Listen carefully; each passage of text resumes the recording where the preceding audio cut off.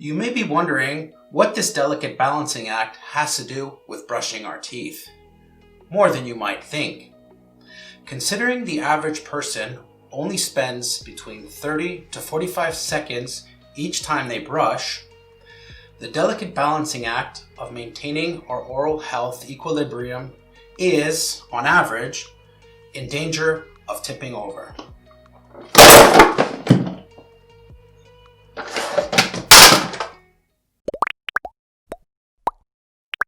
Welcome back, my do's and do-dents.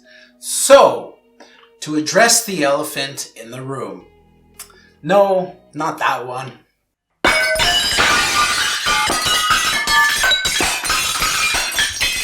I mean the time we spend daily on average brushing our teeth. This should typically be between 3 to 4 minutes each time we brush, not 30 to 45 seconds, and at least twice a day. Here's a tip which personally works for me.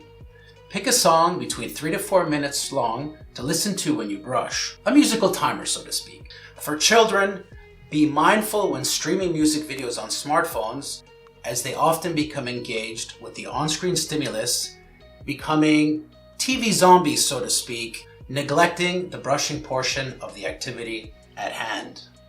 Brushing should take place at least twice a day. Once in the morning after we've woken, most importantly at night before we go to bed, after which no food should be consumed. Eating at night after brushing your teeth is like wiping your rear before you've deposited your arrear. Brushing in the morning before breakfast is important in order to reset our oral hygiene, as it removes the overnight bacterial growth, the cause of our lovely morning breath. Brushing after meals is, of course, good practice. However, be mindful that as our saliva requires around 20 minutes to bring our acid-softened enamel to a point where it is no longer demineralizing, and a few minutes more to raise our oral pH to a level where our enamel is remineralizing, it is best to wait around 30 minutes after eating to avoid damaging our enamel when brushing our teeth. Please note that tooth enamel injury may also occur due to the hard bristles of a toothbrush or the abrasive particles in a tooth whitening specific toothpaste, or by using too much pressure in either of these cases. Which brings us to the importance of the accessories we choose to use when brushing our teeth. It is important to note that while it is the hardest substance in our body, our enamel is not invincible. It may be weakened by acids, which our oral bacteria produce through sugar metabolism, or damaged by abrasive forces. Since dental plaque may only be removed mechanically, the bristles on your toothbrush should always be soft in order to avoid damage to your teeth and/or injury to your gums. Bleeding while brushing is not a sign of a job well done. In many cases, it is a sign of gingivitis that is an inflammation of the gums, or possibly a sign of injury or other gum pathologies, and should be referred to your dentist for examination. So, why do we brush our teeth? What are the goals of toothbrushing? While plaque removal is essential to avoid formation and progression of caries, that is tooth decay, application of fluoride and gingival stimulation are important factors as well. Please note that plaque is not simply food remnants on our teeth, but a biofilm which is created by bacteria, initially attaching themselves to the acquired pellicle, a protective layer on our teeth formed from salivary components. Weak attachment is formed initially by these bacteria, which may be disrupted by the rinsing forces, that is the shear forces, of our saliva. In areas where shear forces are weaker, however, bacterial groups are able to strengthen their attachment to the pellicle as well as to each other, beginning the process of colonization and plaque production using the foods we consume in order to achieve this. Complex carbohydrates such as starch, a polysaccharide made of many single sugar units bound together, in this case the monosaccharide glucose, contain high amounts of resistant starch which, as the name suggests, are resistant to predigestion by our salivary amylase, resulting in fewer available simple sugar units in our mouths for our bacteria to feed on. As foods become more processed, however, they become easier to digest, including predigestion in our mouths by salivary amylase. The addition of sucrose and fructose in many ultra-processed foods, candies, chocolate and chips, cereals, sweets and soft drinks, fast foods and deep fried foods, to name but a few, means immediate availability of simple carbohydrates in our mouths for bacteria to feed on. This immediate availability of sugars without the digestive energy required, for example, such as with minimally or unprocessed foods, is thought to be one of the contributing factors of ultra-processed foods towards metabolic disorders such as obesity and type 2 diabetes.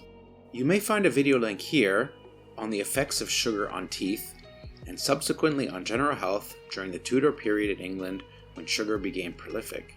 These dangers hold true today as sugar is more prolific than ever, and while bacterial infections are now more controllable by means of antibiotics, these are often prescribed only once the patient has presented at the clinic with exacerbating symptoms, meaning they have already been exposed systemically to the bacteria to some degree. Please note that it is not only the nature of the food, but the frequency which we consume it and the time it spends in our mouths, which will all play an impact on the bacterial plaque formation. The rinsing force of our saliva is particularly diminished within the undercut areas of our teeth, typically where the neck of the teeth, that is the cervical portion of our teeth, meets the gums. Bacterial groups are better able to survive in these sheltered areas, which is why plaque accumulation begins predominantly in these areas. Unremoved plaque will harden within 48 hours and within a few days will become so hard that it can only be removed professionally. Logically then, plaque removal should begin by focusing toothbrushing on these often neglected areas. Which brings us to the next elephant in the room. What the?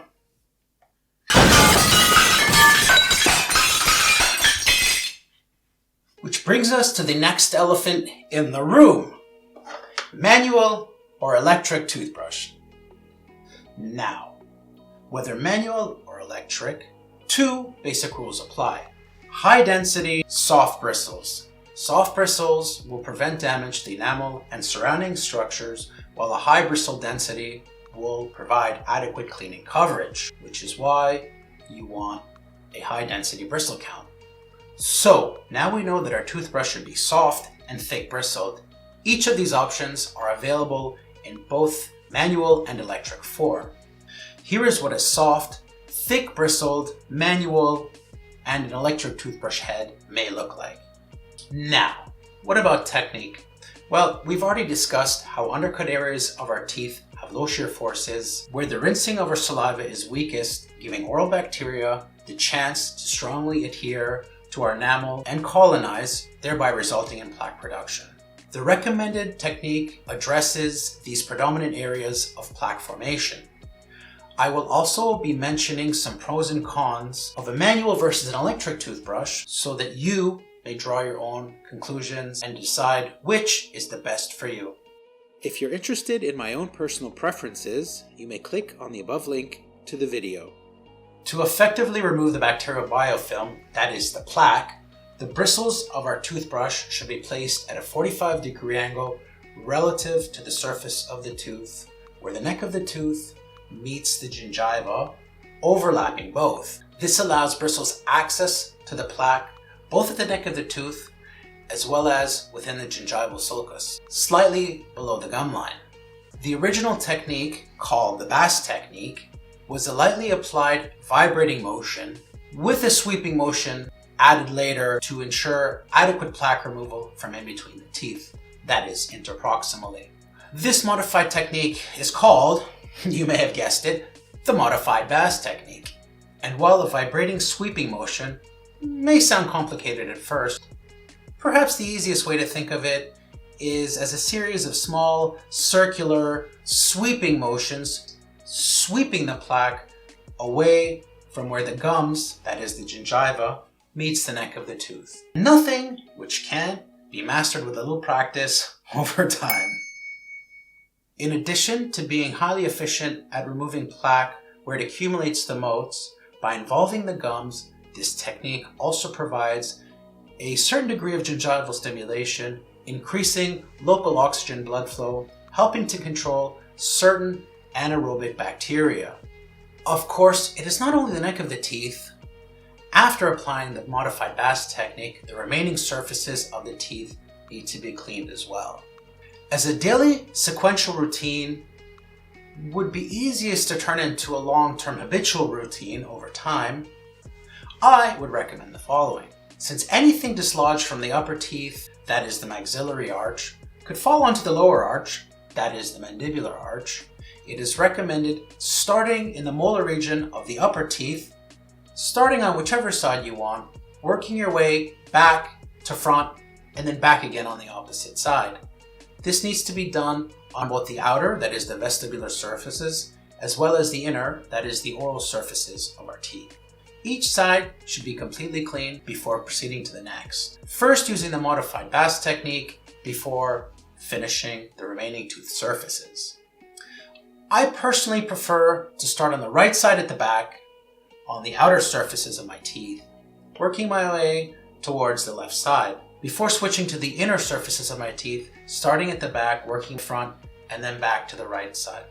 The same is then done on the lower arch. Children will typically gain the manual dexterity for this technique around the time they begin to learn how to write, that is around 7 years of age. However, as rotating oscillating types of electric toothbrushes provide the necessary movements, children may already begin brushing their teeth using the modified Bass technique from an earlier age. It is recommended they also learn how to brush manually when they become of age to properly learn the movements themselves and to realize the tactile differences between the electric and the manual toothbrush to be able to maintain proper oral hygiene should an electric option no longer be available for whatever reason. Brush movements should provide an overlap so as not to exclude any areas. One such often neglected area is the inside of the lower front incisors, where we frequently find calculus, that is tartar buildup, as our sublingual and submandibular salivary glands open here, just under our tongue. The salivary minerals are at a higher concentration as a result and therefore precipitate faster, meaning that any remaining dental plaque will harden quicker here. Once dental plaque has mineralized, it will require professional removal by your oral hygienist or your dentist. It is recommended that you have your teeth professionally cleaned at least twice a year. That is every 6 months or so. I personally have this done 3 times a year. While maintaining our oral hygiene, extra care should be taken to avoid injuries to our teeth and to our gums. In addition to using a soft toothbrush, we should be mindful of not applying too much pressure during the 3 to 4 minutes when brushing our teeth. Floss and interdental brushes are useful tools at removing plaque. However, both may cause injuries to our gums if not used properly. I personally prefer interdental brushes as they are more effective for me in reaching the interdental spaces and the concavities therein. However, floss may work better in case of overlapping teeth. Well, I hope you enjoyed that as much as I did. If you found this video insightful, leave a like and be sure to subscribe for further Dodent content. All video ideas are welcome in the comments below. Thank you for watching, and remember, if you dent, do dent.